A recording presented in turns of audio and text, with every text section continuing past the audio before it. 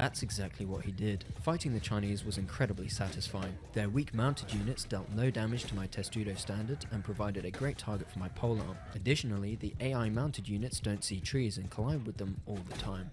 Anticipating this can lead to some very unfortunate circumstances for my enemy. I got bored once more and tried to take the city closest to my castle. I defeated it by simply having more food than they did. Unfortunately though, they rebelled against me immediately and spawned in 3 more nobles. This was close to the tipping point. It was exactly in this moment I decided to really lock in. I made an ally of some rebels by pawning off one of my family to marry them. I had grown tired of not harassing the Canadians, so chopped away at their noble population. Once more, when I found tracking nobles to be quite time consuming, I besieged another castle close to Ormanfard to use as bait again.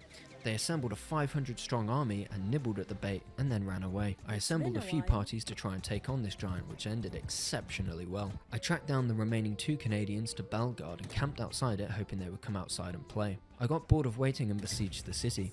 Halfway through doing so, the city changed hands and by default, the 2 Canadian nobles spawned elsewhere on the map and the game chose to maintain the siege against the Southern Empire. I camped around Bellegarde some more as the city was now mine, but not long after, they too rebelled against me, spawning even more nobles. After days of hunting, battling, and tending cautiously to my execution addiction, I had finally found the last Canadian noble.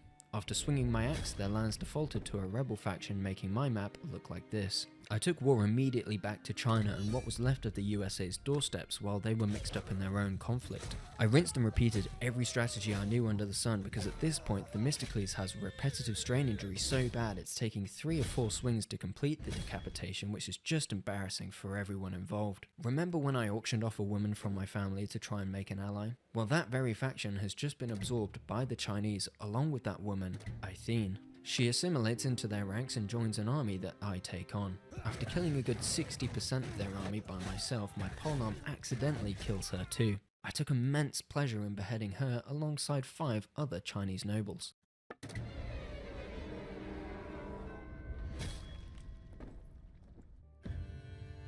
You sure about that?